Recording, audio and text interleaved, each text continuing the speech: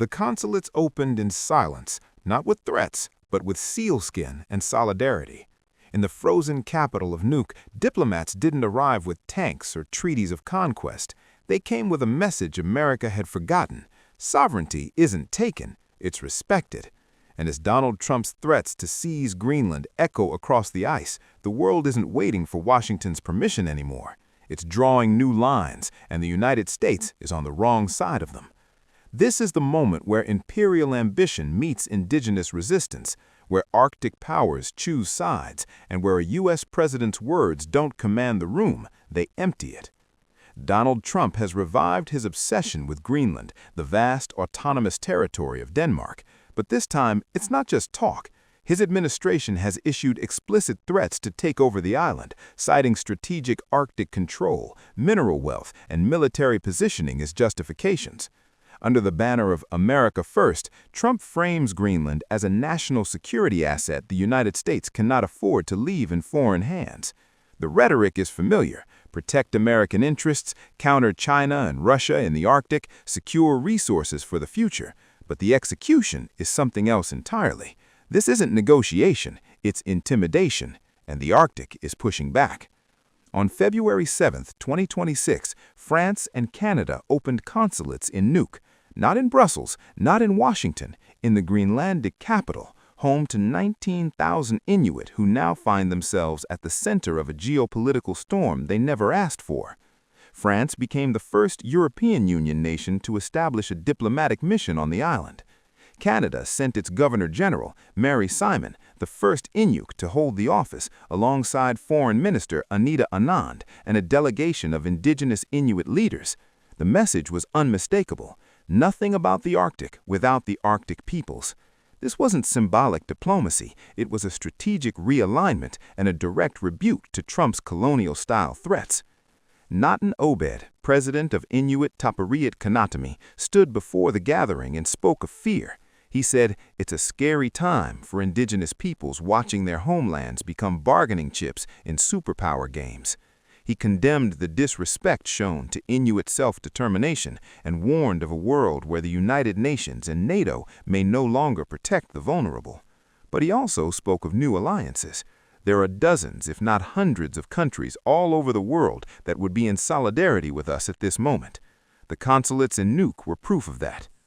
Trump's Greenland gambit has triggered consequences far beyond the Arctic Circle. European allies, already rattled by unpredictable U.S. foreign policy, are now actively building infrastructure that bypasses American influence. France and Canada aren't just opening consulates, they're establishing footholds in a region Washington assumed it controlled by default. Arctic governance is being rewritten, and the authors are no longer in Washington. For the United States, the costs are mounting. NATO cohesion is fracturing. Denmark, a founding member, now faces pressure to distance itself from an ally threatening its sovereign territory. European investment in Arctic development is flowing toward partnerships with Greenland, Canada, and Nordic states, not American corporations. Meanwhile, China and Russia watch with strategic satisfaction as the West splinters over Trump's rhetoric. Beijing has already invested heavily in Greenland's mining sector. Russia controls vast Arctic shipping routes. Both see American isolation as opportunity. For Greenland, the stakes are existential. The island's 57,000 residents, mostly Inuit, are suddenly the most courted population on Earth. But the attention comes with danger. Independence movements are gaining traction, fueled by the realization that Denmark may not be able to shield them from U.S. pressure indefinitely. Yet full sovereignty brings questions.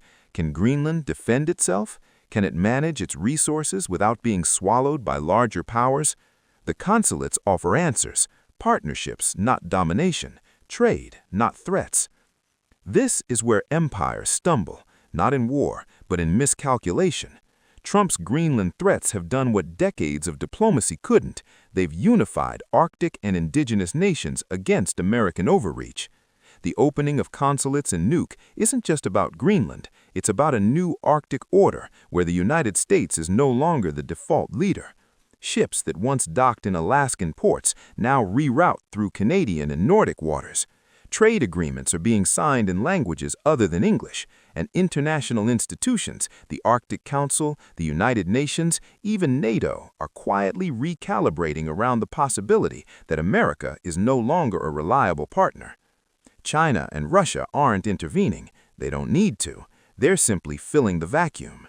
Beijing's Belt and Road Initiative already touches Greenland shores. Russia's Northern Sea Route offers an alternative to U.S.-dominated shipping lanes. And Europe, tired of being lectured by Washington while its sovereignty is threatened, is building its own Arctic strategy, one that doesn't include American permission slips.